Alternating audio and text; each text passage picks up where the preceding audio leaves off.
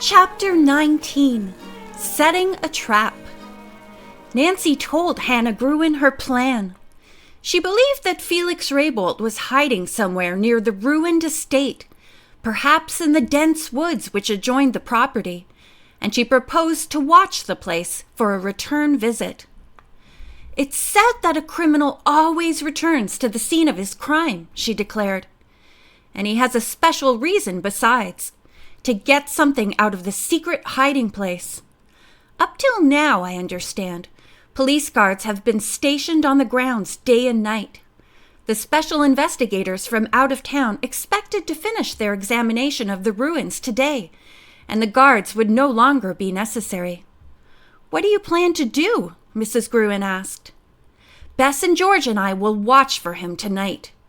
We may waste our time, but I have a feeling I can't explain it, that we'll catch him near the burned house."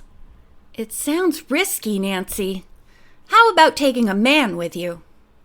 "Dad won't be home to supper. He'll be out for the evening." After a pause, Nancy added, "Maybe I can get Ned Nickerson." "Please do that." Nancy telephoned Ned's house, but there was no answer. "I'll stop there when I get to Mapleton," she told Hannah. When George received Nancy's call, she was intrigued to hear about the secret hiding place where Mr. Raybolt kept valuable papers. "Where do you suppose it is? Or was?" George asked. "If it's still intact," Nancy replied, "there's only one spot for a hiding place, behind the stones of the cellar wall. Even if Mr. Raybolt doesn't show up, I'd like to try to find it. So come dressed for some digging." Nancy made the same request of Bess and added that she would pick her up in 45 minutes. "Fine," said Bess. "That'll give me time to eat and get dressed. I'll be ready." Finally, the girls were on their way to Mapleton. "It's going to be pretty dark tonight," Bess commented. "There'll be no moon." "So much the better," Nancy declared. "Mr. Raybolt probably wouldn't venture to return if he thought there would be any danger of his being detective." "Your plan sounds dangerous to me," Bess remarked. "What if Mr. Raybolt should come and make trouble?" "We'd be 3-1, Nancy returned. "Of course, it would be better if we had a man along. I'm going to stop at Ned's house and see if he can come with us." "Good!" The sun was sinking low when Nancy swung into Mapleton. The girls stopped at the Nickerson residence, which was on their route, but were disappointed to learn that Ned had not returned home after driving Mrs. Swenson and Honey to Sandy Creek. "Who knows? Maybe he's off hunting for Foxy Felix," Nancy said to her friends. "I'll leave a note for him, and if he should get back in time, he might follow us to the estate." She quickly wrote a message and gave it to Ned's mother. Mrs. Nickerson promised to deliver it the moment her son came home. As they drove away from the Nickerson home, Bess said nervously, "I have a feeling something dreadful is going to happen tonight. It wouldn't be so bad if there were only other houses nearby, but they're so far away. The neighbors wouldn't hear us, even if we screamed for help." "Calm down," Nancy advised. 3 strong, capable girls like ourselves shouldn't need any help." "I'd be a match for Foxy Felix myself," George boasted. "Look at my arm muscles. I assure you I haven't wasted all the time I spent in the gym." Dusk was just settling when the girls came within sight of the burned mansion. The Raybolt estate looked unpleasantly lonely. Even George felt less inclined to joke, as she realized that within a few moments it would be dark. Nancy drove past the estate and hid the convertible in a dense clump of trees. "We'll leave the car here," she said, "and go quietly up the driveway." The girls armed themselves with flashlights, a pick, and 2 lightweight shovels. Then they went cautiously along the road and turned into the estate. No one came to challenge them as they reached the ruined house. A few charred beams, which had not fallen to the ground, stood like sentinels guarding the wreckage. In the dimness, the girls could easily imagine that they were ghostly figures. "This is going to be spookier than I figured," Bess chattered nervously. Nancy, you do have the wildest ideas." The girl detective did not reply to this. When she was fairly certain no one else was around, she turned on her flashlight and played it on the stone walls of the house's foundation. Nancy realized it would be a Herculean task to move the debris away to inspect them.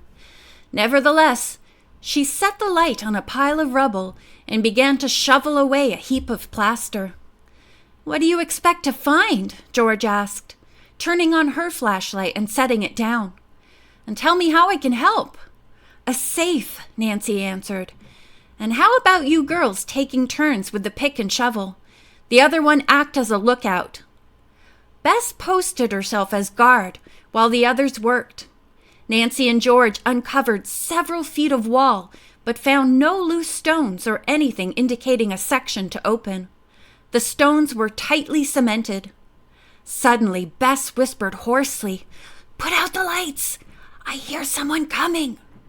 The flashlights were clicked off, and the three girls crouched down. They could hear nothing now. "I'm sure I wasn't mistaken," Bess said.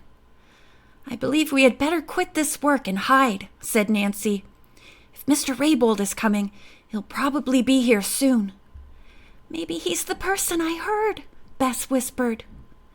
"All the more reason for us to pretend to be leaving in case he's watching us," George spoke up. The girls left the ruins without turning on their lights, stumbling and falling over the debris. They went down the driveway, but before reaching the end, Nancy said, "Let's leave the tools here, go into the woods, and sneak back toward the ruins." They hid the pick and shovels and retraced their steps. Nancy found a place behind a clump of bushes only a short distance from the ruins. The shrubs concealed the girls, yet disclosed a view of the driveway and the woods.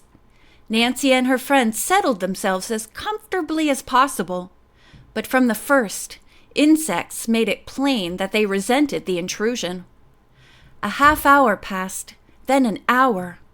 The girls were startled several times as twigs crackled or dead limbs of trees crashed in the breeze. "The bugs have nearly eaten me up," Bess complained, "and my back feels as though it were broken." "You'll become paralyzed after another hour or so," Nancy grinned. "How long do you propose staying here?" George demanded. "It must be almost midnight now." "It isn't 10 o'clock yet," Nancy laughed. "Well, I don't think Mr. Raybolt is coming, or he'd have been here by this time," Bess said sleepily. "Why don't we go home?" "I want to stay a while longer," Nancy returned quietly. Again the girls became silent. Bess and George, having accustomed themselves to their hiding place, stretched out and left Nancy to keep watch. They were no longer nervous or afraid, only weary of an adventure which had gone stale. Presently George became very quiet and then fell asleep. Bess's eyes closed too, and soon she was in a deep sleep.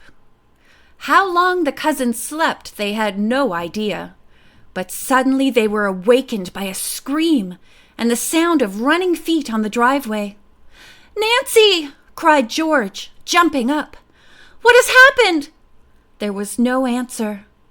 "Nancy!" called Bess, grabbing George by the arm.